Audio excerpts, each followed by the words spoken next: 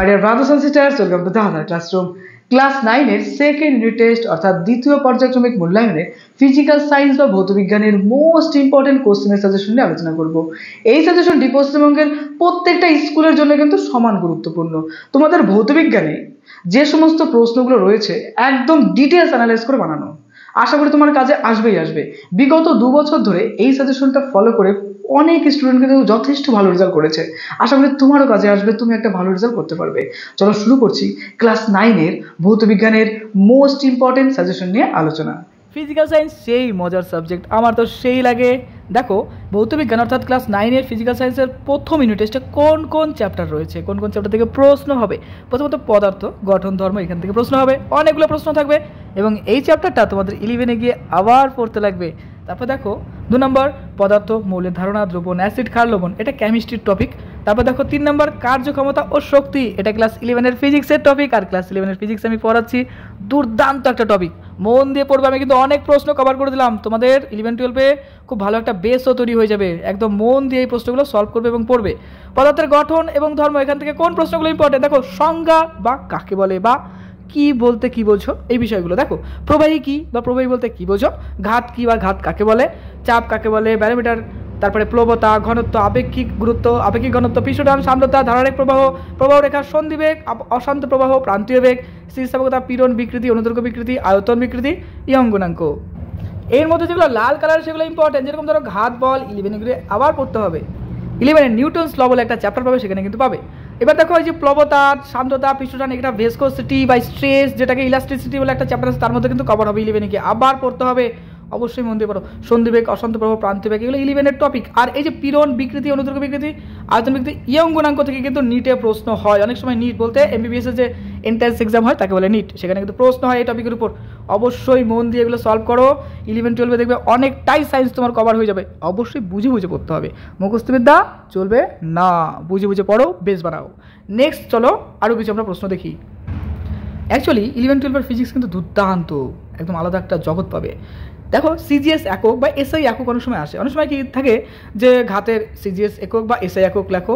নিটে এরকম প্রশ্ন হয় যে ধরো ঘাত দিল বা পৃষ্ঠটান বা পীড়ন এই দিয়ে দিল। এই যে পৃষ্ঠটান যেটা আছে, প্রিভিয়াস ইয়ারে সম্ভবত পৃষ্ঠটানের উপর একটা কোশ্চেন এসেছিল, পৃষ্ঠটানের মাত্রা, যেটাকে বলে ডাইমেনশন বা মাত্রা নির্ণয় করো। পৃষ্ঠটানের উপর কিন্তু একটা প্রশ্ন এসেছিল, খুব ইম্পর্টেন্ট একটা প্রশ্ন, তো নিটে কিন্তু এসেছিলো, বুঝতে পারছো তো। আচ্ছা তারপরে দেখো কিছু এক্সট্রা প্রশ্ন, এগুলা লজিক্যালি অনেক স্টুডেন্ট কি করে, এগুলো এক গাদা পড়ে নেয়। ভাই পড়ার কিচ্ছু নেই, খালি যুক্তিটা বোঝো, তুমি এমনি এগুলো বানিয়ে লিখতে পারবা। দেখো দাড়ি কাটার ব্লেড অনেক সময় জলে ভাসে কেন, হ্যাভ ইন্টারেস্টিং টপিক এটা। কর্পূরের টুকরো জলের মধ্যে নাড়াচাড়া করে কেন, একই উত্তর। বৃষ্টির ফোঁটা বা পারদ গোলাকার হয় কেন, উড়োজাহাজের ডানার সামনের দিকে মোটা, পিছনের দিকে পাতলা এবং উপরের নিচের তুলনায় বেশি বাঁকানো থাকে কেন, এগুলো সব লজিক্যালি প্রশ্ন, দুর্দান্ত লাগে ফিজিক্স পড়তে।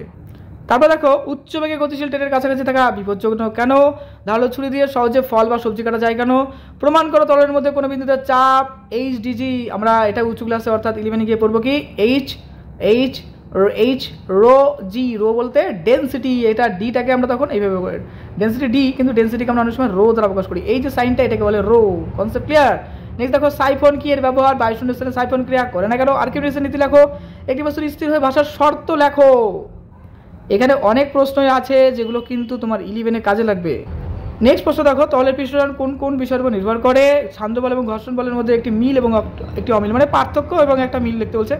বার্নৌলির উপপাদ্য তোমাদের ক্লাসে তো ইম্পর্টেন্ট আছে, ক্লাস 11-এর ফিজিক্সেও ইম্পর্টেন্ট, ক্লাস 11-এও কিন্তু এই প্রশ্নটা হয়। দেখবো বার্নৌলির উপপাদ্য, গাণিতিক রূপ সব ব্যাখ্যা করো। স্প্রিং তুলার বল ধ্রুবক কি, এসআই এবং সিজি রাখো কি, ব্যারোমিটার দ্বারা আবহাওয়ার পূর্বাভাস নির্ণয়, তারপর দেখো ব্যারোমিটার দ্বারা আবহাওয়ার পূর্বাভাস নির্ণয়। এটা প্রশ্নগুলো রয়ে গেল। খুব ইন্টারেস্টিং টপিক, ফিজিক্স মানেই ইন্টারেস্টিং, খুব ইন্টারেস্টিং সাবজেক্ট। যারা বুঝে পড়বে তাদের কাছে বিশাল মজাদার টপিক লাগবে। দেখো পদার্থ, মৌলের ধারণা, দ্রবণ, অ্যাসিড, ক্ষার ও লবণ পদার্থ। প্রথমত অ্যাভোগাড্রোর সংখ্যা কাকে বলে, এর মান কত, এই টপিকটা ক্লাস 10-এ গিয়েও পড়তে লাগবে। এর মান কি 6.02 3×10⁻23। আর সংখ্যা লিখো, গ্রাম পরমাণু, মৌল সংখ্যা, গ্রাম পরমাণু সংখ্যা, হাইড্রোজেন স্কেল, কার্বন স্কেল, সংকেত বলো। ভাই এখানে কোনটা ইম্পর্টেন্ট তুমি বলা মুশকিল, একটা প্রশ্ন তুলে দেয়। আর টোটালটার মধ্যে একটা সুন্দর লজিক আছে, একই রকম ভাষা, বাস গ্রামের ক্ষেত্রে গ্রাম, আর কি বলবো এটাকে, দেখো পরমাণুর ক্ষেত্রে পরমাণু আর অণুর ক্ষেত্রে অণু। আর কার্বন স্কেল, হাইড্রোজেনের ক্ষেত্রে যেরকম 1, কার্বনের ক্ষেত্রে 12, নাইট্রোজেনের ক্ষেত্রে 14, এইভাবে এক্সপ্লেন করবা, জাস্ট রিপ্লেস করবা আর যুক্তি রাখিয়ে দেবা, হয়ে যাবে। মোলের আয়তন, গ্রামাণবিক আয়তন কাকে বলে, এটা কেমিস্ট্রি টপিক। সংজ্ঞা লিখো, দ্রাবক দ্রাবক, দ্রাব্য, সম্পৃক্ত দ্রবণ, অসম্পৃক্ত দ্রবণ, অতিরিক্ত দ্রবণ, বিস্তৃত সহ বিস্তার মাধ্যম, তিনটার প্রভাব। প্রত্যেকটা প্রশ্নই কিন্তু ইম্পর্টেন্ট, আর প্রত্যেকটা প্রশ্নই সুন্দর একটা লজিকের মধ্যে আছে, বুঝে পড়ো, সব সোজা। উদাহরণ দাও, ইমালশন, এরোসল, জেল, ফর্ম, সল। তোমার কাছে মনে হবে যে এই কটা প্রশ্নই কম যদি তুমি বুঝে পড়ো, আর তুমি যদি মুখস্থ করো তাহলে তোমার কাছে এগুলো বিশাল মনে হবে যে এত প্রশ্ন কেন। আমি আবার বলছি, বুঝে পড়ো, 11-12 কাজে দেবে। প্রলম্বন কি? জলকে সার্বজনীন দ্রাবক বলা হয় কেন? কারণ জলের মধ্যে সব কিছু দ্রবীভূত হয়, তার জন্য জলকে সার্বজনীন দ্রাবক বলা হয়। এটা কিন্তু ঠিক বলা যায় না, কারণ অনেক কিছু দ্রবীভূত হয় না, যেরকম ধরো কর্পূর, এটা দ্রবীভূত হয় না, দ্রবীভূত হয় না, পাথর দ্রবীভূত হয় না। দেখো, অতিবৃদ্ধি কি? তার শক্তিমাত্রা কাকে বলে? ব্রাউনের গতি কি? রাসায়নিক পদার্থের রাজা কাকে বলে? টিএনটির পুরো নাম কি? ব্যবহারিক sodium hydroxide, hydrochloric acid, nitric acid, সালফিক acid. এগুলো কম ইম্পর্টেন্ট, আসলে কম। অ্যাসিড বা ক্ষারে পড়া বলতে কি বোঝো? এটা 1 নম্বরের প্রশ্ন সময় দেয়। পিএইচের গুরুত্ব লেখো। অ্যাসিড বৃষ্টি কাকে বলে? ওয়ান অফ দ্য, দেখো এই প্রশ্নটা এতক্ষণ পর একটা ইম্পর্টেন্ট প্রশ্ন পেলাম, one of the most important. Acid বলতে অ্যাসিড বৃষ্টি কি, এর ক্ষতির প্রভাবগুলো দেখো। উভয়জন্মে অক্সাইড কাকে বলে? উদাহরণ দাও। টক, ঝাল, ভাজা ইত্যাদি খেলে অনেক সময় আমাদের বুকে জ্বালা বা টক ঢেকুর ওঠে কেন? এটা লজিক্যালি কোশ্চেন, বানায় লিখতে পারবা। অ্যান্টাসিড কি, এর মুখ্য উপাদান কি? উদাহরণসহ সংজ্ঞা লিখো। সমিত লবণ, বাই লবণ, আম্লিক লবণ। এগুলো অনেক সময় শর্ট কোশ্চেন আকারে দেয়, বুঝতে পারছো তো? উদাহরণ দাও, উদাহরণসহ সংজ্ঞা লেখো, এটা তো হলো। তারপরে দেখো বলছে যে অ্যাসিড প্রসব ক্ষারীয় দ্রবণ লিটমাস পেপারের ফেনফথলিন মিথাইল অরেঞ্জ, মিথাইল রের বর্ণ কি হবে? তারপরে দেখো অ্যাসিড প্রসম ক্ষারীয় দ্রবণ লিটমাস পেপারের, এটা তো গেল। নেক্সট দেখো কি ঘটে রাসায়নিক সমীকরণ সহ লেখো। এই যে এখন যেটা টপিক শুরু করলাম, এটা কিন্তু অনেক স্টুডেন্ট পারে না। একদম সত্যি কথা বলতে, স্কুলের যারা একটু ভালো লেভেলের স্টুডেন্ট তারাই কিন্তু এই প্রশ্নগুলোর অ্যান্সার করে। হ্যাঁ, যাদের সায়েন্সের প্রতি ইন্টারেস্ট তারা তো অবশ্যই অ্যান্সার করে। একটু ডিপ রেঞ্জ লেভেলের প্রশ্ন হয়, অনেকে বলে না যে 90 পাচ্ছে, 100 পাচ্ছে না কেন? এই টপিকের উপর বেস করে কিন্তু অনেকেই পূর্ণ নাম্বার পায় না। তো কেমিস্ট্রি টপিকগুলো কিন্তু খেয়াল করে পড়তে হবে। দেখো, প্রথমত আছে উষ্ণ ও গাঢ় নাইট্রিক অ্যাসিডের সঙ্গে কপার কুচির বিক্রিয়ায় কি ঘটে রাসায়নিক সমীকরণ লেখো। হাইড্রোক্লোরিক অ্যাসিড এবং সিলভার নাইট্রেটের বিক্রিয়ায় কি ঘটে রাসায়নিক সমীকরণ লেখো। লোহিত তপ্ত তামার উপর দিয়ে নাইট্রিক অ্যাসিড বাষ্প চালনা করলে কি ঘটবে। বেরিয়াম ক্লোরাইড ও সালফিক অ্যাসিড, জিঙ্ক ও হাইড্রোক্লোরিক অ্যাসিডের বিক্রিয়া, কপার ও সালফিক অ্যাসিডের বিক্রিয়া। শুধুমাত্র এই কটা না, এর সঙ্গে সঙ্গে আরও অনেক বিক্রিয়া কিন্তু পড়তে হয়। যারা ইন্টারেস্টেড স্টুডেন্ট তারা অবশ্যই এটা পড়বে। ওকে, নেক্সট দেখো কার্যক্ষমতা ও শক্তি।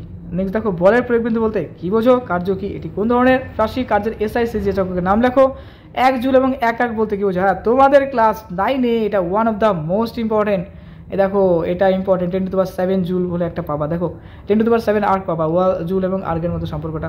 তারপর দেখো আর্ক এবং জুলের সূত্রের প্রতিষ্ঠা করে জাস্ট ওটা মান নির্ণয় করতে লাগে, কিছু না। বলের পক্ষে কার্য, বল দ্বারা কার্য বলতে কি বোঝো। উদাহরণ দাও। বলের বিরুদ্ধে কার্য বলতে কি বোঝো। উদাহরণ দাও। কার্যহীন বল কাকে বল। উদাহরণ দাও। একটি বল দ্বারা কিন্তু কার্য কখন শূন্য হবে। ভেরি ভেরি ইন্টারেস্টিং টপিক, ছাড়া যাবে না। ক্ষমতা কাকে বলে, এটি কোন ধরনের রাশি। ক্ষমতার এসআই এবং সিজি একক কি।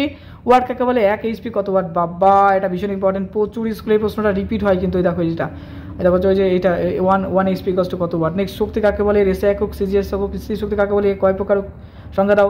স্থির শক্তির গাণিতিক রূপটি লেখো। এটা তো কিন্তু উঁচু ক্লাসে প্রকাশ করতে বলে, যে এটা প্রমাণ করতে বলে। গতিশক্তি কাকে বলে, উদাহরণ দাও। গতিশক্তির গাণিতিক রূপটি প্রতিষ্ঠা করে, এই যে দেখো, এই যে এটার কথা বলছি, হাফ অফ mv²। এটা ফিজিক্সে অনেক গুরুত্বপূর্ণ একটা সূত্র, জানো? ক্লাস 11-12 প্রচুর এটার অ্যাপ্লিকেশন পাবে। Half of mv²। গতিশক্তি কখনো ঋণাত্মক হতে পারে কি না, এটা ভাই নর্মাল একটা লজিক। দেখো হাফ অফ mv², এই যে দেখো এম অর্থাৎ পদার্থের ভর কখনো নেগেটিভ হবে না, স্বাভাবিক। আর v² বলতে বেগ কখনো নেগেটিভ হয় না, কিন্তু বেগ যদি কোনো কারণে নেগেটিভও হয় তাহলে স্কোয়ার আছে তো, v² আছে তো। তো স্কোয়ার টার্ম কি, দেখো যে কোনো সংখ্যাকে আমরা যদি স্কোয়ার করি সেই সংখ্যাটা কি হয়, অবশ্যই প্লাস ফর্মে হয়, তাই কি না? বুঝতে পারছো তো? তো যে কারণে এটা সবসময় পজিটিভ হবে। বাস, এই একটা সুন্দর গাণিতিক রূপ আকারে দিবে। তারপর দেখো বলছে যে অবাধে পথশীল বস্তুর ক্ষেত্রে মোট যান্ত্রিক শক্তি অপরিবর্তিত থাকে, তা যান্ত্রিক শক্তি নিত্যতার সূত্র থেকে প্রমাণ করো বা ব্যাখ্যা করো। এটা ভাই, এই লজিকটা আমার দরকার আছে, ক্লাস 11-এর সায়েন্সে খুব দরকার আছে এটা। ভাই লোক, এটা মন দিয়ে পড়বে। এই প্রশ্নগুলো যা দিলাম যথেষ্ট, সূত্রগুলো ভালো করে পড়ো, উদাহরণ এবং এক্সারসাইজের অঙ্কগুলো প্র্যাকটিস করো। ভাই লোক, নিটে যদি তুমি সলভ করতে চাও, বা যারা যেই ভক্ত কিছু আছে তো, যেই পাগল, যেই বা আইআইটির পাগল, ওরা আইআইটি বা যেই সেটা কিছু বুঝে না, এখন থেকে স্বপ্ন আইআইটি। আমি তাদেরকে স্বাগতম বলবো যে তোমরা খুব ভালো কাজ করো। আর অনেকে আছে অনেকে আছে যারা নিট ছাড়া কিছু বোঝে না, যে নিট দেবো। তো নিট দাও আর যেই দাও, যাই দাও না কেন, ফিজিক্স তোমাদের দুটো ক্ষেত্রেই কিন্তু কাজে লাগবে। অর্থাৎ এবার এই টপিকে জানো, এই যে যেই বা নিট যদি বলো না কেন, যতই তুমি থিওরি পড়ো না কেন, কনসেপ্ট তোমার ক্লিয়ার লাগবে, ফার্স্ট নাম্বার এটা। আর সেকেন্ড নাম্বার কি করতে হবে বলো তো, এখান থেকে প্রচুর অঙ্ক প্র্যাকটিস করতে হবে। তুমি যেই প্রশ্ন ঘাটো, নিটের প্রশ্ন ঘাটো, যদি 10খানা প্রশ্ন পাও ফিজিক্সের, তার মধ্যে দেখবে 8টা 7টাই কিন্তু ম্যাথমেটিক্স রিলেটেড, অর্থাৎ প্রবলেম সলভিং দেয়। তাই বলছি যে প্রবলেম সলভ যত পারো করো, যত অঙ্ক পারো প্র্যাকটিস করো। 11-12-এর জন্য তো খুব গুরুত্বপূর্ণ। যাই হোক, আজকে অনেক কিছু বক করলাম, ঠিক আছে? মন দিয়ে পড়াশোনা করো, খুব ভালো একটা রেজাল্ট করো, উঁচু ক্লাসে উঠে সায়েন্স নিয়ে পড়ো, এটাই আমি আশা রাখবো। কারণ আমি সায়েন্সের, আমি চাই তোমরা সবাই সায়েন্স নিয়ে পড়ো। হ্যাঁ, অবশ্যই আর্টস নিয়ে পড়বো, অবশ্যই পড়ো। যাই হোক, দাদার ক্লাসে নতুন হলে সাবস্ক্রাইব করে দিও। তারপরে কি বলবো, যে সাপোর্ট করো আর মন দিয়ে পড়াশোনা করো, খুব ভালো থেকো।